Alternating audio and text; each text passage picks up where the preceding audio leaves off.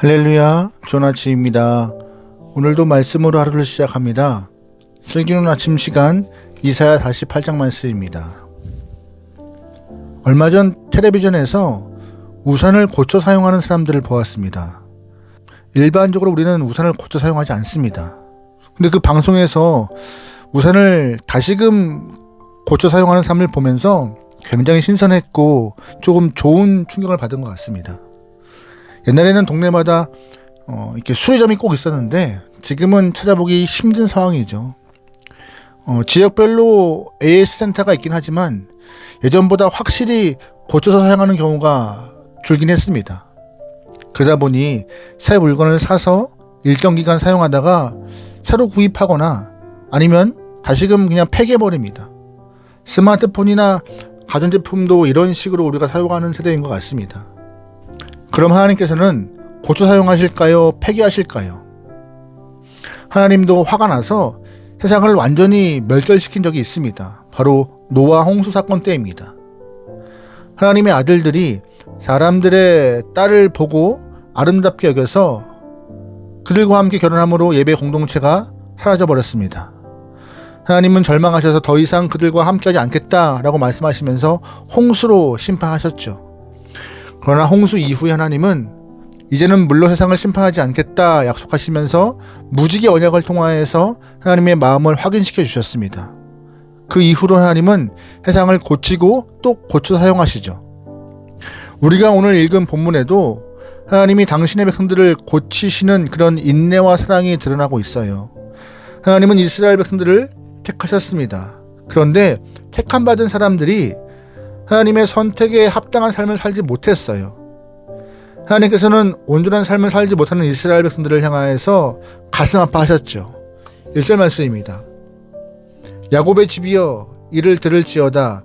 너희는 이스라엘의 이름으로 일컬음을 받으며 유다의 허리에서 나왔으며 여호와의 이름으로 맹세하며 이스라엘 하나님을 기념하면서도 진실이 없고 공의가 없도다. 그들은 거룩한 성 출신이라고 스스로 부르며 이스라엘의 하나님을 의지한다 하며 그의 이름을 만군의 여호와라고 하나. 아멘. 이스라엘 백성 스스로가 선택받은 백성, 거룩한 성 출신이라고 자부하며 살았습니다. 하지만 이들의 모습은 뭐예요? 진실이 없대요. 공의가 없다고 말합니다.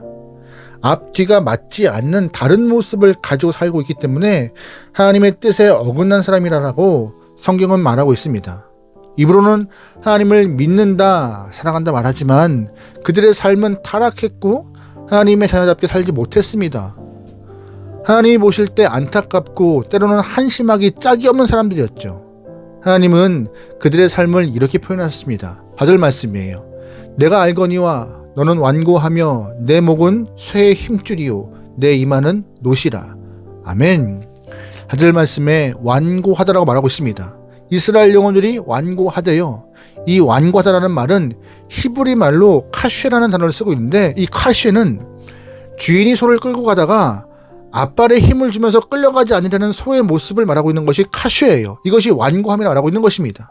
그러니까 이스라엘 사람들이 이렇게 완고함을 갖고 자기의 힘을 다해서 하나님을 거부하고 말을 듣지 않고 있다 하는 것이에요.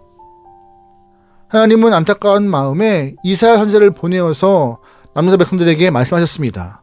너는 아수르도 의지하지 말고 아수르를 반대하는 동맹에도 기울이지 마라. 너는 여호와 만군의 하나님 이름만 외치며 의지하며 살아가라 라고 말씀하셨습니다. 삶의 가이드를 제시하신 것이죠. 이렇게 말씀해 주셨음에도 불구하고 남유다는 하나님의 말씀을 듣지 않았어요. 완고했고 단단한 노처럼 강력하게 강하게 하나님을 밀어냈습니다. 그럼에도 남유다 백성들은 입술로는 여전히 하나님을 사랑한다, 하나님의 영혼이라, 하나님의 자녀라고 말하고 다녔습니다. 더 가증한 것은 하나님께 11조와 제물을 바치면서 자신들은 하나님을 잘 섬긴다고 자부했던 것입니다. 제물을 드리지만 마음은 없었고 입술은 표현하지만 마음이 없었기 때문에 참 이중적인 표리부동한 모습이었던 것이죠. 하나님은 남유다의 이런 모습을 보실 때마다 견디기 힘들었을 것입니다. 그래서 하나님은 남유다의 듣지 않음을 이렇게 말씀하셨어요. 8절 말씀입니다. 내가 과연 듣지도 못하였고 알지도 못하였으며 내 귀가 애적부터 열리지 못하였나니 이는 네가 정령 배신하여 모태에서부터 네가 배역한 자라 불린 줄을 네가 알았음이라. 아멘. 남유다 백성들은 처음부터 듣고 싶은 마음이 없었어요. 사실 듣기 위해 마음을 열고 귀를 기울이면 왜 안 들리겠습니까? 또 순종하려는 마음을 가지고 하나님께서 말씀하신 것에 집중하면 왜 안 들리겠어요? 왜 알지 못하겠습니까? 그런데 그들은 아예 들을 생각이 없던 것이에요. 마음이 없던 것이죠.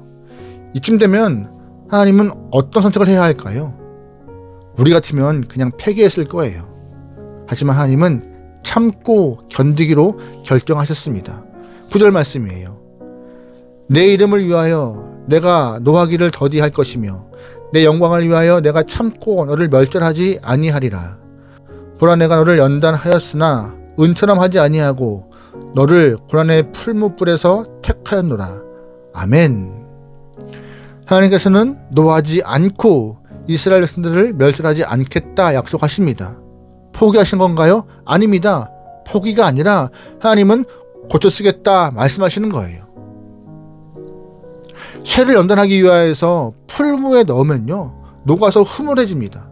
마찬가지로 하나님은 남유다의 완고함을 고치기 위하여서 고난의 풀무를 사용하여서 연단키로 작정하셨던 것이고, 풀무에서 연단되면 완고함은 부드러움으로 변해서 하나님의 말씀에 순종할 것이라 기대하셨던 것이죠. 또 하나님은 이 고난의 풀무를 통해 연단하고 재난해서 불순물을 완전히 빼낼 생각을 하고 계셨던 것입니다. 이것이 하나님이 그들을 고쳐 사용하시는 방법이었던 것이에요. 그렇다면 하나님이 선택하신 그 고난의 풀무는 무엇일까요? 바로 바벨론이었습니다. 남유다가 바벨론에게 멸망을 당한 이후 70년의 포로 기간 동안에 이스라엘 민족을 완전히 고쳐서 다시 쓰겠다 결정하셨던 것입니다.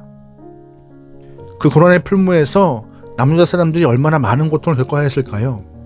나라를 잃고 포로로 잡혀가서 고향을 그리워하며 고통스럽게 70년 시간을 보내야 했습니다. 하지만 그 고난의 풀무를 통과하면서 남유다 사람들의 마음은 부드러워졌고 하나님의 사랑과 무서움을 동시에 깨닫게 되었습니다. 그래서 그들이 포로 기간 70년을 마치고 돌아왔을 때 가장 먼저 한 일이 뭐예요? 성전 재건이었습니다. 하나님께서 처분하지 않고 고쳐 쓰겠다는 것은 은혜와 사랑의 표현입니다. 하지만 그 고쳐 쓰는 과정에서 발생하는 고난의 풀무는 우리의 입장에서는 너무 가혹한 일일 수 있어요. 그러기에 하나님께서 우리에게 여러 번 말씀하실 때 귀를 열고 듣고 마음을 열어 순종하시기 바랍니다. 그러면 우리의 삶은 고난의 풀무까지 가지 않아도 될 것입니다. 부디 오늘 하루를 시작하면서 하나님의 말씀에 귀와 마음을 열어서 하나님의 뜻을 잘 분별할 수 있게 소망하고 그 뜻에 순종하여 주님의 마음에 기쁨 되게 소망합니다. 오늘 하루 말씀으로 승리합시다.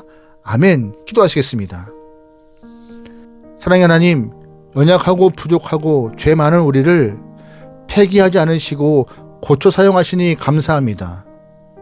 고난의 풀무까지 가지 않도록 귀와 마음을 열어서 말씀을 듣고 뜻을 분별하여 순종케 원하오니 우리와 함께하여 주시옵소서.